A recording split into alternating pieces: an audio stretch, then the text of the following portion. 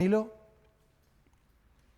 Muy bien, vamos a abrir la Biblia en el Evangelio según San Mateo, en el capítulo 21, versículo 1.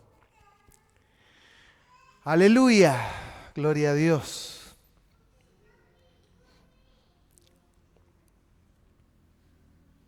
Vamos a leer varios textos del mismo capítulo y dice en el verso 1, cuando se acercaron a Jerusalén y vinieron a Betfagé, dice, al monte de los olivos, Jesús envió 2 discípulos diciéndoles, id a la aldea que está enfrente de vosotros y luego hallaréis una asna atada y un pollino con ella.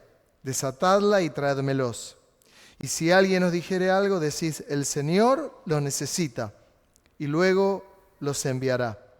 Todo esto aconteció para que se cumpliese lo dicho por el profeta, cuando dijo, decid a la hija de Sión, he aquí tu rey viene a ti, manso y sentado sobre una asna, sobre un pollino, hijo de animal de carga. Y los discípulos fueron y hicieron como Jesús les mandó, y trajeron el asna y el pollino, y pusieron sobre ellos sus mantos, y él se sentó encima, y la multitud, que era muy numerosa, tendía sus mantos en el camino, y otros cortaban ramas de los árboles y las tendían en el camino. Y la gente que iba delante y la que iba detrás aclamaba diciendo, Hosana al Hijo de David. Bendito el que viene en el nombre del Señor. Hosana en las alturas. Cuando entró él en Jerusalén, toda la ciudad se conmovió diciendo, ¿quién es este? Y la gente decía, este es Jesús, el profeta de Nazaret de Galilea. Y entra Jesús en aquella entrada triunfal. Llegaba el momento, el tiempo, quedaban apenas días para que el Rey de Reyes y Señor de Señores llegara a lo que Él había venido a la tierra, que fue entregar su vida en la cruz para comprarnos, para redimirnos. Lo que la Escritura dice que por un hombre, Adán, toda la condenación fue condenada por un hombre, toda la condenación fue comprada, redimida, pagó el precio. Pero tenía esa entrada triunfal, donde todos lo recibían como un rey, como el Hijo de Dios. Decía, Hosana al Hijo de David. Todas las escrituras estaban plagadas de esta frase. El Hijo, ¿de dónde descendía el Mesías? Era de la descendencia de David. Dice, Hosana al que viene en el nombre de Dios. En el nombre de Dios, en el nombre de Dios. Y era David, y es recibido con alabanzas, y es recibido con exaltación. ¿Cómo se refleja esto en estos tiempos? Se refleja en que la iglesia, sus hijos, nosotros y millones, todo el tiempo recibimos a Dios con alabanzas.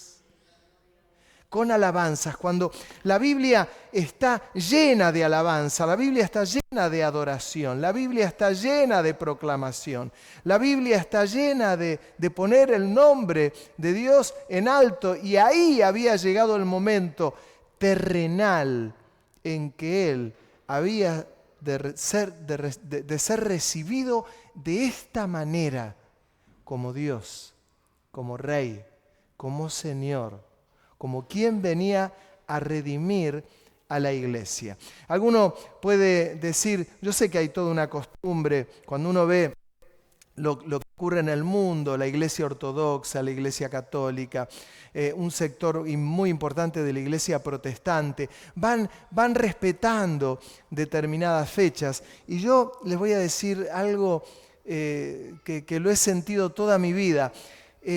Cada día en nosotros tiene que haber un día, un momento en el día donde nosotros recibimos a Dios de esta manera. No es una cuestión anual, es una cuestión diaria. Los que hemos tenido un encuentro con Dios, los que hemos comprendido lo que Él vino a hacer, los que nos hemos dado cuenta quién es Él, lo que Él ha hecho en el mundo, lo que ha hecho en nuestra vida, de qué manera ha obrado en nosotros, lo que ha hecho en cada uno de nosotros, lo que ha producido, lo que ha perdonado, hace que en nuestro corazón haya un canto de gratitud permanente. ¿Hasta cuándo? Hasta que Él venga. Porque así como fue anunciado por los profetas que había de venir el Mesías, el Redentor, las Escrituras también anuncian la segunda venida del Señor. Y la segunda venida del Señor va a ser algo muy semejante, porque las Escrituras dicen que va a venir en nube de gloria y que todo ojo le verá. Y va a ser impresionante. Yo no sé quiénes lo verán, quiénes partirán algunos antes y lo esperarán al Señor. Tal vez todos partamos y vamos a morir antes y el Señor venga posterior a nuestra partida de acá de la tierra, pero va a ser algo impresionante cuando el Señor venga en nube de gloria. Y si ustedes me dicen qué postura tengo, porque dice las Escrituras que nadie sabe ni el día ni la hora que el Hijo del Hombre va a venir a buscar a su iglesia. Yo creo que tenemos que estar pendientes de la venida del Señor, pero todavía falta para la venida del Señor. Hay señales, hay muchas señales. Hace muchos años que hay muchas señales, pero que el Señor fue recibido como el Hijo de David, y al decir que era el Hijo de David, lo estaban identificando con el Mesías, porque los profetas anunciaban que el Mesías era descendiente de David. Qué tremendo. Pero mire lo que dice más adelante, como para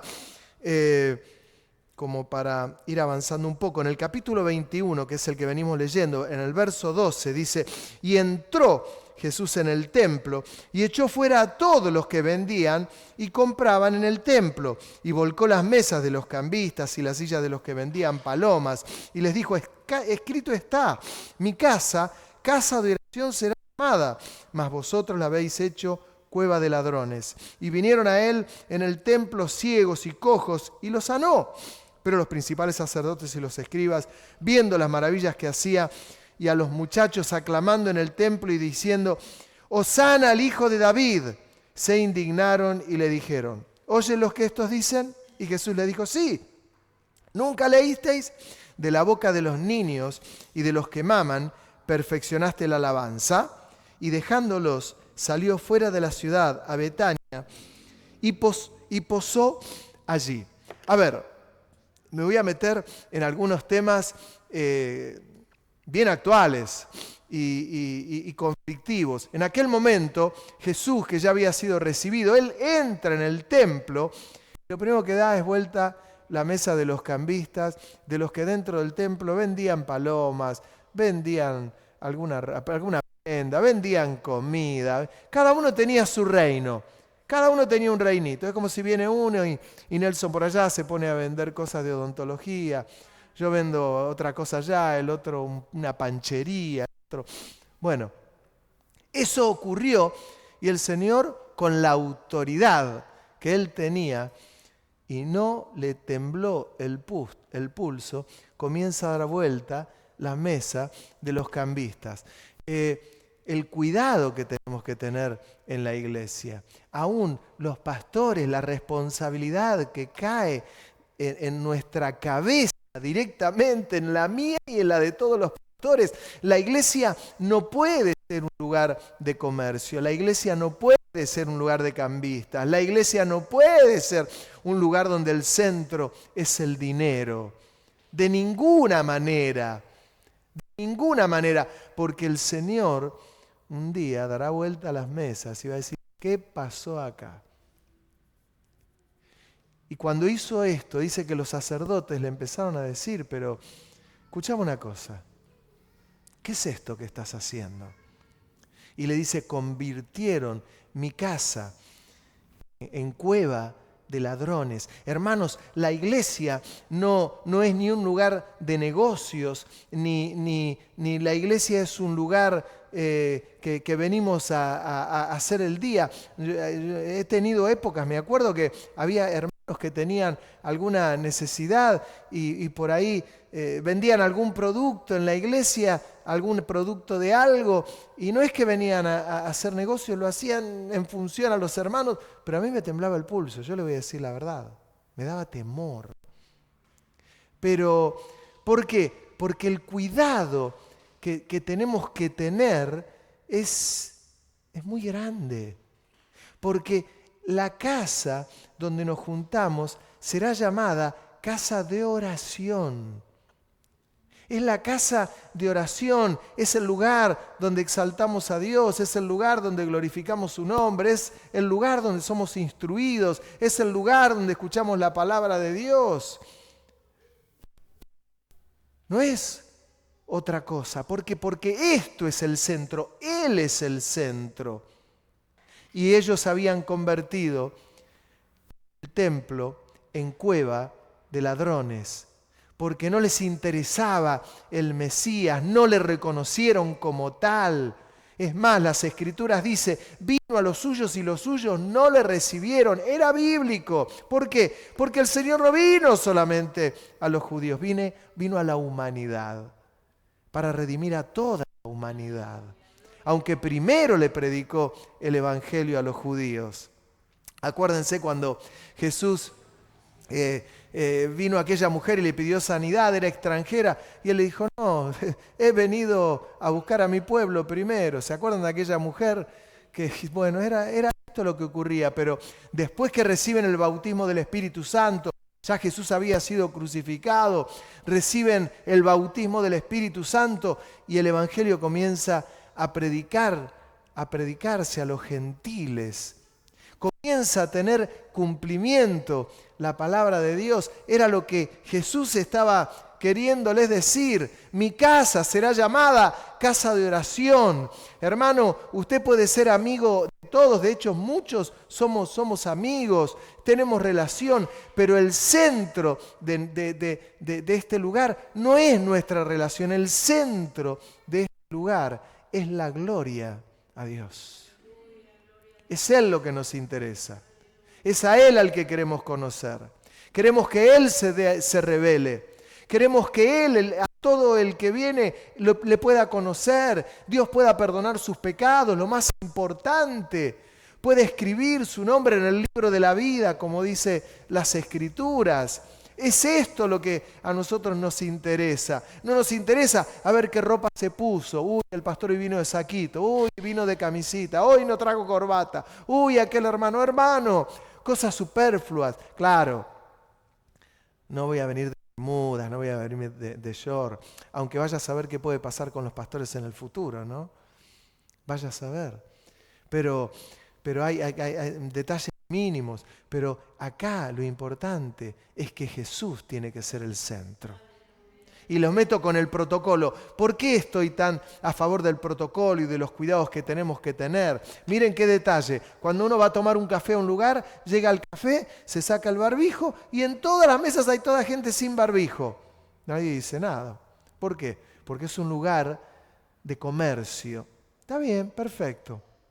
La iglesia está sujeto a los protocolos porque no queremos que la cierren, porque vemos que es importante que podamos tener culto a nuestro Dios. Nuestro espíritu necesita esto, nuestra vida necesita esto. Hermanos que se van agregando nuevos de otros lugares del barrio y que tienen una necesidad espiritual y necesitan congregarse.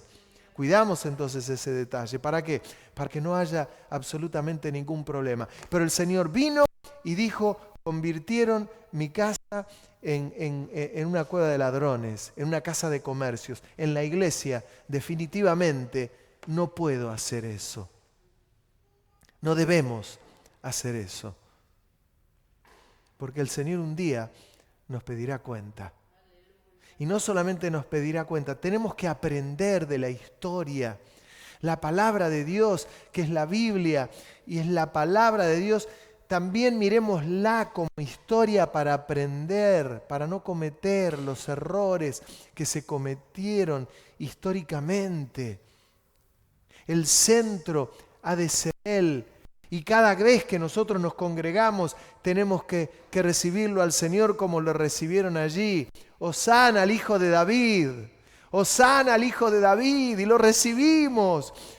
Porque no lo hayamos tenido. Lo tenemos, pero cada día le damos ese culto vivo, racional y vivo que Él se merece. ¿Se lo merece o no?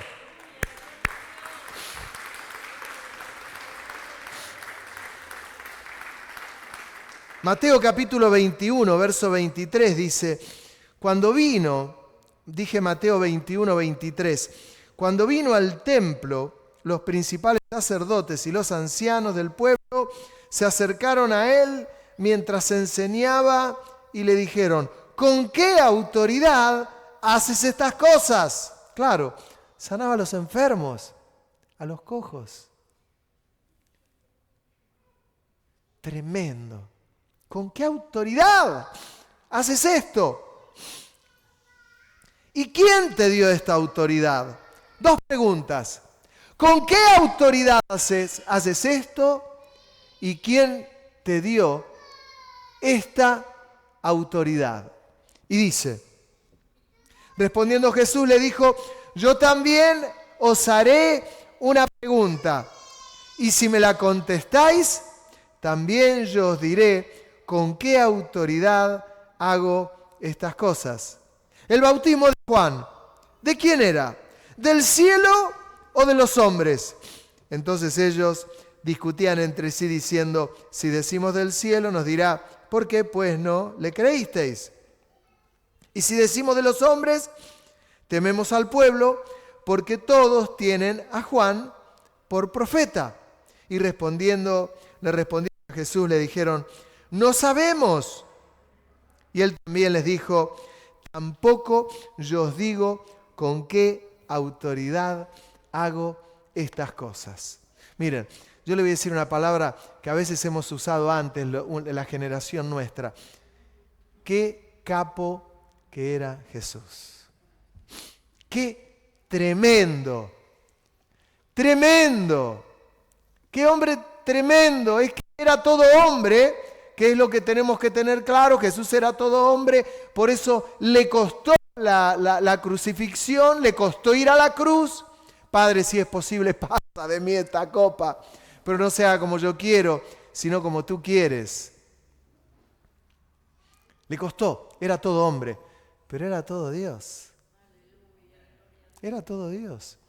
Pero fíjense que Él, como dice en el libro de Efesios, Jesús descendió a las partes más bajas de la tierra, que algunos interpretan que las partes más bajas de la tierra es el infierno, que fue más abajo de la tierra, como si el infierno estuviera en el centro de la tierra. Y les quiero decir que el infierno no está en el centro de la tierra.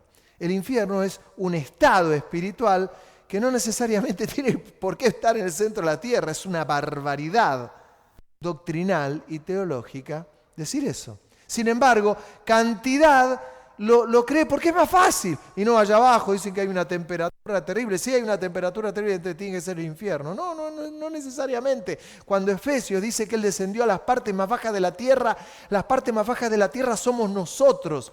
Sos vos y yo. No hay algo más bajo que vos y yo. ¿Entiende lo que le digo? Con esto le quiero decir que si usted tiene su ego un poco elevado, se lo voy a bajar, hermano. Porque las partes más bajas de la tierra sos vos y yo. Tenemos el intelecto, el conocimiento, la inteligencia que Dios nos dio porque fuimos creados a imagen y semejanza de Dios. Ayer le explicaba a un amigo, él médico, y él me dice, y yo estoy tanto con la ciencia. Entonces yo le explicaba lo que a la luz de las Escrituras, qué es lo que significa esto. Y él me decía, no, porque el mono, mirá, vos te pareces a un mono terriblemente, y yo también. Pero no somos descendientes del mono.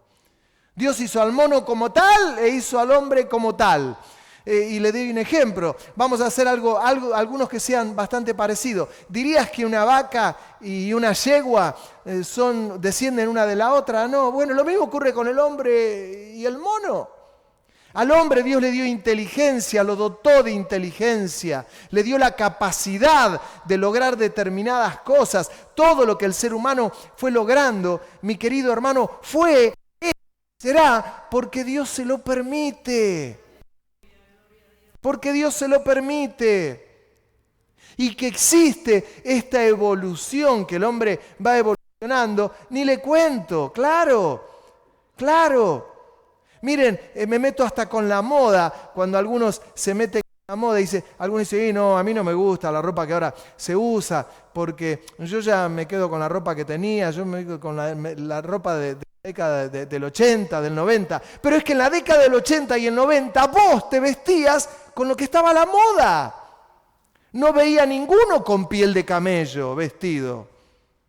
Lo que pasa, que a vos te ha pasado lo que muchas veces nos pasa a todos, que te quedan aquellos jeans, no dije vaqueros, jeans que te tenías de hace 30 años. Si te queda igual, sos un privilegiado. ¿Es así? No andás. ¿Se acuerdan la época que estaban los pantalones acampanados? ¿Se acuerdan los patas de elefante? ¡Qué moda más fea! ¡Espantosa! Después, bien chupín. Entonces uno dice, ¿qué cosa? ¿No? Use lo que usted quiera. Lo que usted tiene que saber, mi querido hermano, es que Dios va a mirar tu corazón. Que Dios va a mirar tu corazón y que Él nos dio la sabiduría, la capacidad, la inteligencia para poder avanzar solo porque Él así lo quiere. Pero las partes más bajas de la tierra tienen relación con vos y conmigo. Esto es, las partes más bajas de la tierra. Es esto, nosotros. Y Él descendió a las partes más bajas de la tierra para comprarla. Con su vida, sacrificó su vida en la cruz. Lo que la cristiandad celebra la Semana Santa, que significa aquel sacrificio de Cristo en la cruz, y que bien sirven esas fechas para predicar el Evangelio. Esas fechas tienen algo muy particular. Y es ese sacrificio que Jesús hizo tantos años atrás, entregando su vida, comprándome. Él me perdonó todos mis pecados. Él perdonó todas mis faltas, las tuyas, cuando acudimos a Él. No por una cuestión natural, me las perdonó porque si no, aquellos que le recibimos, aquellos que le pedimos perdón a Dios. Por eso es la importancia de arreglar las cosas con Él, pedirle perdón a Dios y dejar que Él limpie nuestra vida, restaure nuestra vida, acomode nuestra vida. Pero para esto hubo unos pasos previos, y en los pasos previos Él se encontró que en el templo le preguntaron, ¿con qué autoridad haces esto? Y segundo, ¿quién te dio esta autoridad? Acusándolo. Y el Señor, con la sabiduría que tenía, dice, yo les voy a hacer una pregunta a ustedes y se la voy a responder cuando ustedes me respondan la mía. ¿El bautismo de Juan era del cielo o era de los hombres? Entonces comenzaron a hablar solos. Decimos, si era del cielo, nos va a decir, ¿por qué no le recibieron? Yo les recuerdo a ustedes que Juan el Bautista murió decapitado. Le cortaron la cabeza estando en la cárcel. Un hombre que predicaba el Evangelio y que decía que él no era digno de desatar las sandalias del que venía detrás de él, del Mesías. ¿Eres tú el Cristo? ¡No! No soy digno de desatar las zapatillas de sus pies. Qué tremendo. Y dicen ellos, si les decimos que es del cielo, ¿por qué no lo recibieron? Y si decimos que no, que era del hombre, tememos a todos los que están acá, porque lo tenían a Juan allá arriba, lo tenían como un profeta. Juan lo comparaban con Elías. ¿Saben lo que era esto? El profeta más grande de Israel. El profeta más grande de Israel. Elías, Juan el Bautista, del que mismo Jesús dijo que él, el más pequeño en el reino de los cielos, era más grande que Juan el Bautista. Así que imagínense, sin desperdicio. Y ellos le dijeron, no podemos contestarte, no sabemos contestar esa respuesta. No sabemos si Juan el Bautista era del cielo, dependía lo que él tenía del cielo o era de los hombres. Y Jesús dice, no me quisieron responder, yo tampoco le voy a responder de dónde viene esta autoridad. ¿Saben por qué Jesús no le respondió?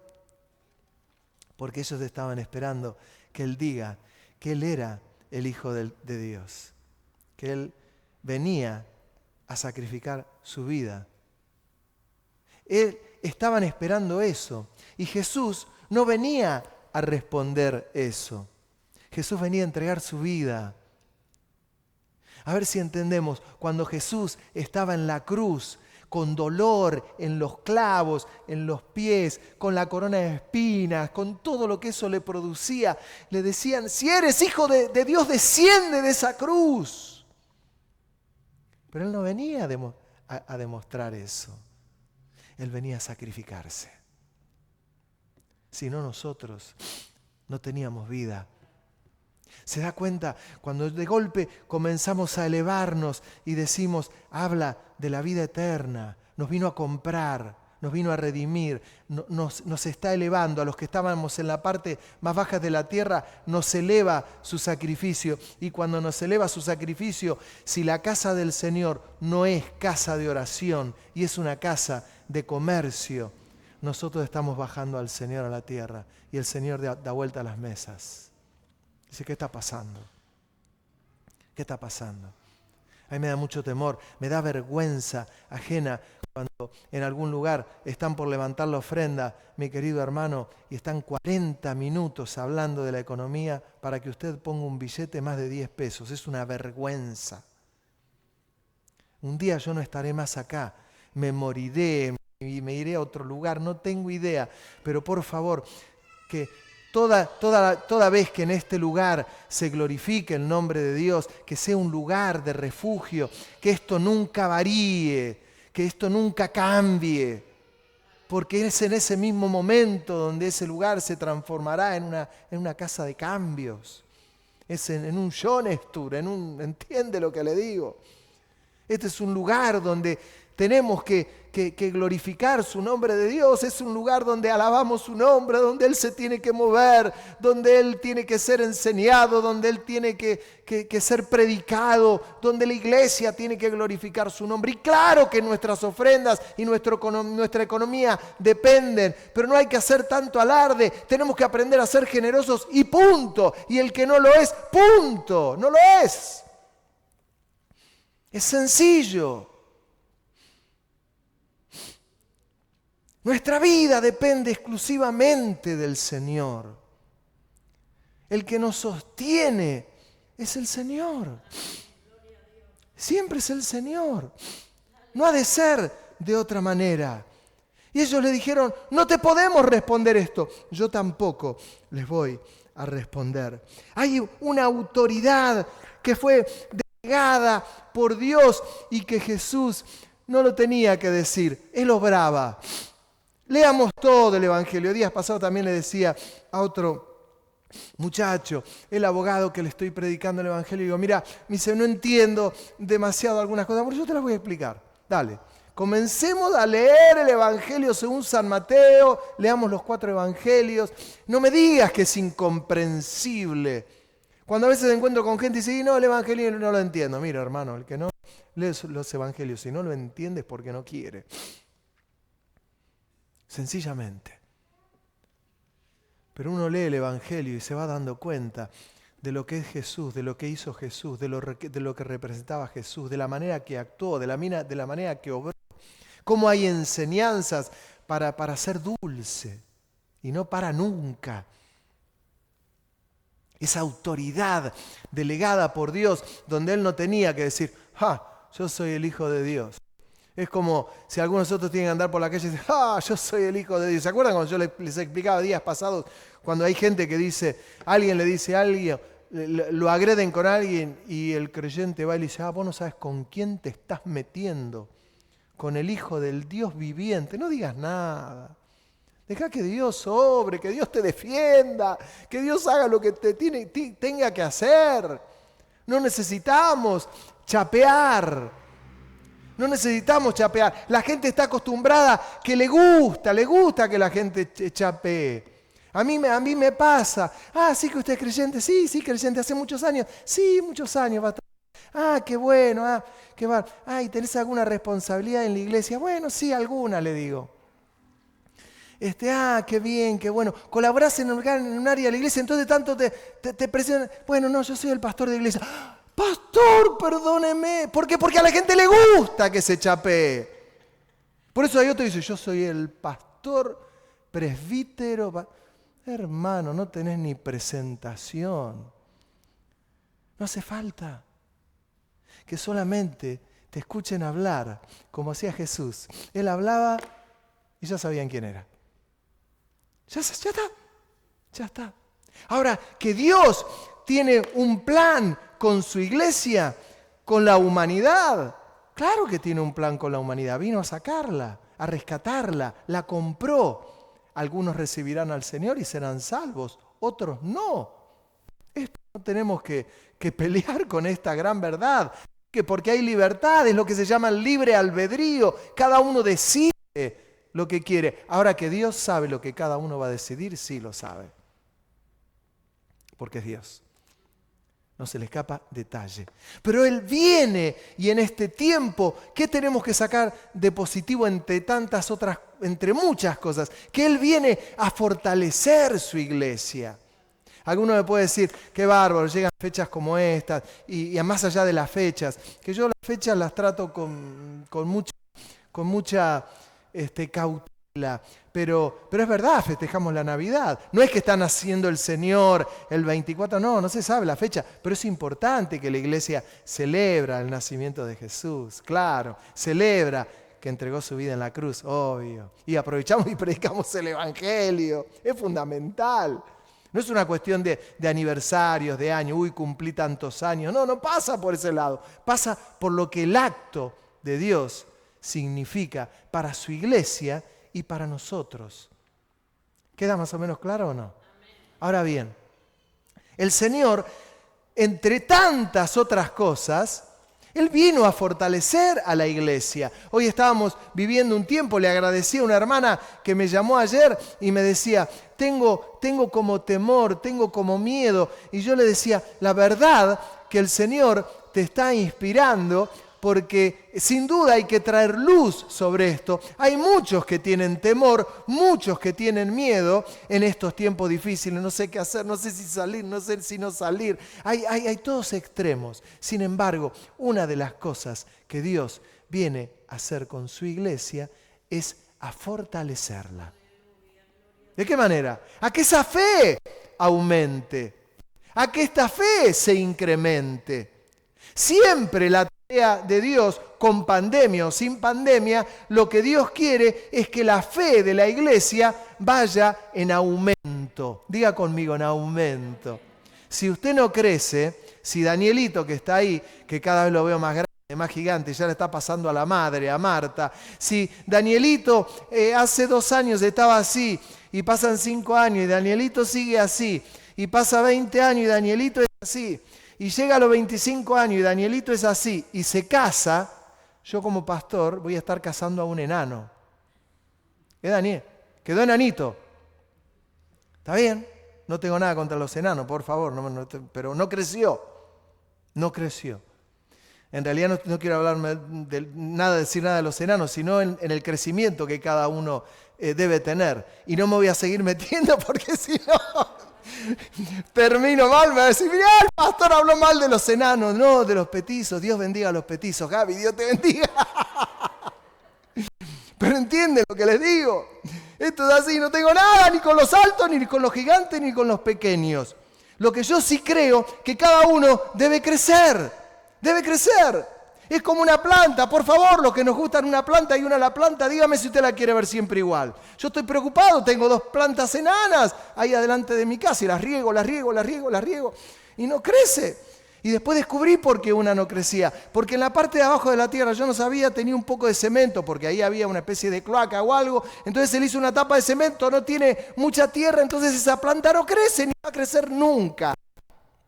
Lo mismo puede pasar en la vida espiritual. Y si es verdad que Dios murió en una cruz, que Jesús murió en una cruz, que llegan fechas como estas, que nos conmueven, que predicamos el Evangelio, que Él nos compró, etcétera, etcétera, etcétera, hay una gran realidad. Y la gran realidad es que usted y yo y todos nosotros tenemos que crecer. Y algunos dicen, crecer, me tengo que desarrollar. Entonces cierran los ojos, se imaginan grandes empresarios, empresarias. ¡No! Si sos empresaria, Dios te bendiga y recibas 1000 veces más y tengas cantidad de dinero, pero lo importante es lo que ocurra en tu vida espiritual. Sin una vida espiritual crecida, no hay vida. No hay vida. Estoy siempre chiquitito, como decía, con los bajitos. Vamos a hablar de los bajitos para no hablar de los enanos. Bajito. Y no crece. Y si hay algo que Dios quiere, es que nuestra fe vaya aumentando. Nosotros no podemos ser los mismos de hace 3 años. No somos los mismos de hace 1 año. No podemos ser los mismos que la semana pasada. Porque vamos cambiando. Nos vamos arrugando, es verdad. Vamos teniendo menos cabello, es verdad. Pero, ¿sabe una cosa? La vida espiritual es totalmente opuesta a la vida natural. Uno va descendiendo y el otro va creciendo. Sí o sí. Y esto lo tenemos que fomentar. Esto tiene que crecer. Esto tiene que pasar. Y el primer interesado tenés que ser vos, hombre y mujer. Pequeño o grande, alto o bajo, todos. Tenemos que crecer. Y hay algo que Dios nos enseña en las Escrituras, que Él quiere que nuestra vida esté fortalecida, hermana, que no tengamos temor, no podemos vivir con tanto miedo, tenemos que tomar todos los recaudos, claro, pero por amor de Dios usted no puede vivir adentro de un frasco, no va a querer vivir delante de un frasco, no puede vivir adentro de un frasco de mayonesa, ni de café, ni de nada. Llega un momento que usted tendrá que tomar todos los recaudos y vivir bien, natural, confiando en el Señor, que esta fe aumente, se incremente. Miren, cuando uno ve en el libro de Romanos capítulo 4, versículo 10, 12 hasta el 20, habla de Abraham. Abraham, dice las Escrituras, Dios dice, mi amigo Abraham. Hermano, si Dios decía mi amigo Abraham, era lo más grande. Mi amigo Abraham, el padre de la fe. Hay un zumbido, Germán, por favor. Gracias. Y era su amigo. Y le había dicho que iba a tener el hijo de la promesa. Y con el hijo de la promesa, Abraham tiene 100 años y no llegaba el hijo de la promesa. Y su mujer tenía 90 años, se le había ido la costumbre de las mujeres, como dice las Escrituras, ya no podía tener un hijo. Pero ¿sabe qué dice? Algo, las Escrituras, que es tremendo y tenemos que aprenderlo. Dice, Abraham se fortalecía en Dios dándole gloria. Tremenda definición. ¿Cómo se manejaba en la vida de Abraham? Le creía a Dios que le había dicho que iba a tener un descendiente. Será algo de acá. Y le creyó. Y le creyó. Le creyó. Y dice que Abraham se fortalecía en Dios. Cambio de micrófono.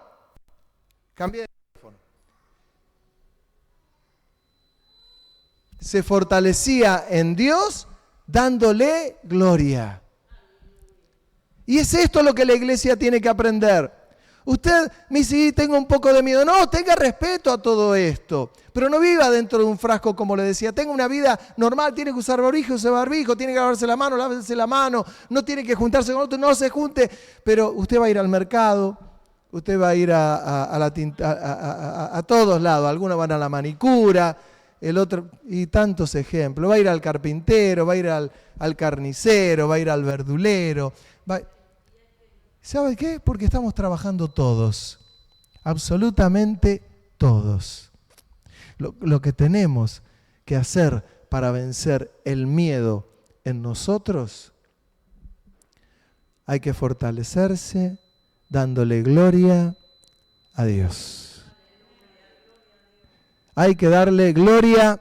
Habilité el otro, me volvieron loco. No tiene nada que ver los chicos, ¿sabes? Es algo técnico. Pero esta es la manera. Esta es la manera. Mire cuánto tenemos para aprender. Mire cuánto. Tenemos que crecer, claro que tenemos que crecer, para no estar haciendo siempre las mismas preguntas. ¿Usted se imagina si los que tenemos hijos, que tu hijo te pregunte a los 30 años, a los 25 años, que te pregunte lo mismo que te preguntaba cuando tenía 2 años? ¿Te imaginas? 3 años, 4 años. Papá, ¿qué es la electricidad? Y vos le tenés que dar una explicación. Que a los 30 años te vuelva a preguntar eso, ¿te imaginas? Vamos creciendo. En lo espiritual debe ocurrir exactamente lo mismo. Si vos ves que estás igual, hermano, no es una cuestión, la iglesia no tiene la culpa, el pastor no tiene la culpa. Empezá a analizarte vos mismo para adentro. Pero yo te quiero asegurar algo, no sos el mismo de la semana pasada. Te quiero animar, no sos el mismo del año pasado. No sos el mismo de hace 10 años. Vamos creciendo. Y es única y pura y exclusivamente por la gracia de Dios. No es otra cosa. Había aquella canción que decía, si no fuera por tu gracia y por tu amor, si no fuera por tu gracia y por tu amor, sería como un pájaro herido que se muere en el suelo. Sería como un ciervo que brama por agua en el desierto. Si no fuera por tu gracia y por tu amor, si no fuera por tu gracia y por tu amor. Yo te invito a que cierres tus ojos ahí donde estás.